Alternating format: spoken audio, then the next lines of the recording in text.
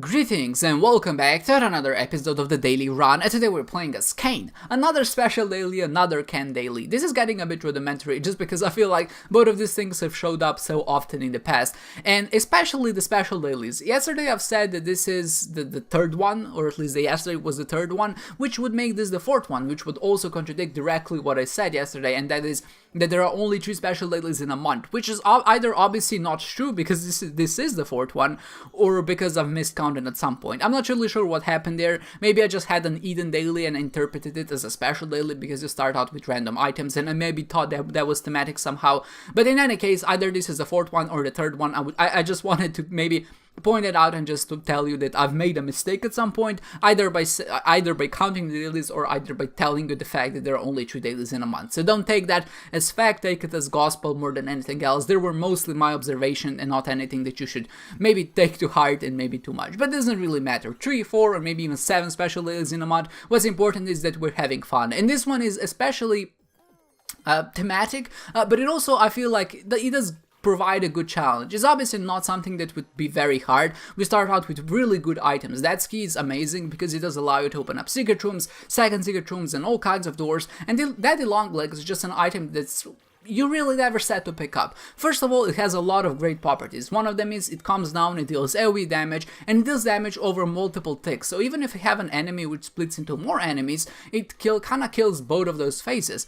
But also it does take some time before it actually stomps down and deals damage, and it telegraphs it. It shows you on the ground where the shadow is, and then it takes like a few seconds to calm down and deal that and actually kill the enemy. And that's really useful because now there are a lot of enemies which either explode into tears or just explode into explosions.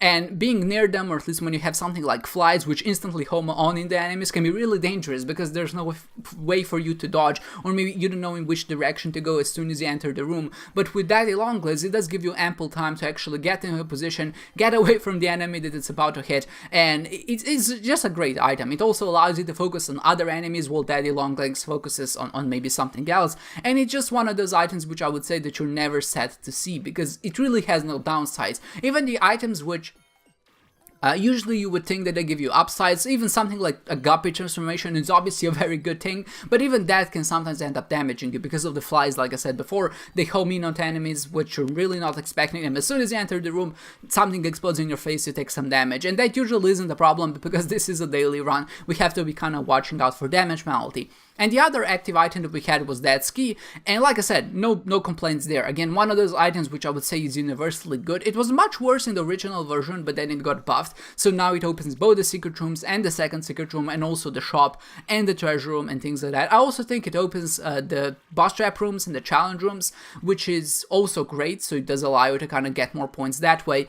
But there was an interesting decision that we made, or we had to make, at the second floor. So we had the jar in the shop, we had the shovel in the secret room, and we had the dead ski as our active item. So now it's a decision, which item should we keep? All of them obviously have their value. The dead ski, we only had 1 key at that point, so that ski would be good, so we didn't really have to spend keys in order to open things. It would also allow us to open up secret rooms and second secret rooms without using our bombs. And then we have the jar. The jar would obviously allow us to break the game, get a lot of swag bonus, so that's a viable alternative. A lot of people think maybe you need Humbling Bundle or maybe you need Maggie's Bow in order to break with the jar efficiently, but in fact you don't really need any of that. You just need a room with a lot of hearts, or even just 4, it's actually entirely plausible. It does just take a little bit more time. So looking back on it, I definitely think the shovel was the right choice, because first of all, even though you can break with the jar, it's not really very fast, it's not very optimal, and mostly it's very unfun, and there really isn't any guarantee that we're gonna get any of the items that synergize well with it. So even if it did get something like Maggie's Bow and Humbling Bundle, that would obviously make it great and probably better, but we would still get denied access to shoal, and with the shovel, obviously that's something that we can gain. So essentially it's kind of trading off, or at least you have to look at the odds. So it's either we have something like, I would say 10% chance, maybe even less, to get an item with the jar and break the game, and we'll get something like maybe 7,000 points in return, or we'll take the shovel and it's pretty much guaranteed that we're gonna get something like 5,000 points on top of that because of stage bonus, exploration bonus, and just by going to shoal. And not only that, it does allow us to have an extra floor of chance of getting a sacrifice room, and if that happens, then of course we can take the sacrifice room and get even more points that way. So looking at it, I really feel like taking the shovel is a much more viable option. It's less risky, but also it does net you more points in the average case, I think. So that's the reason why I decided to stick with the shovel.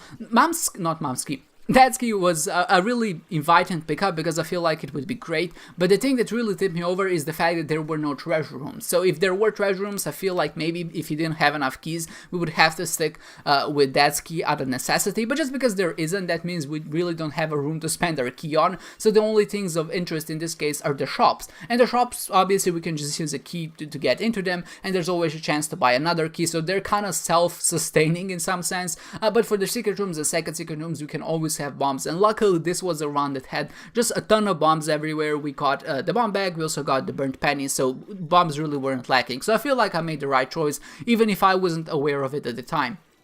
I think the ultimate example or maybe argument for picking up the shovel is just the fact that it does give you access to an additional floor, and obviously it does give you access to not only an additional floor but also an additional sacrifice room if there is one. So that was definitely the wisest choice in all of this. This was also a pretty difficult daily. Up until a certain point we didn't really get many DPS upgrades and no damage upgrades of any kind, but it still did manage to be quite good. I did buy Spider Mod at some point, and I only decided to buy Spider Mod because I felt like it was in the spirit of the daily. Whenever there's a special daily, I tend to pick up items or not pick up items depending on maybe if they fit or not, and I felt like Spider Mod is something that fits in a Father's Day daily, and it's not an item that would do anything else. It's not really a very damaging item, but I do like what it does. I feel like it makes me stronger, and for that reason I feel like maybe that's the only reason why I decided to pick it up. It's only something like 50 points, it's not that big of a deal, and maybe I skipped some other items to kind of compensate for that. But yeah, but besides Spider Mod and some other familiars that we got, that was basically our only offense, and luckily because of Little Brimstone that was pretty much enough, or at least pretty much what we needed in order to get through.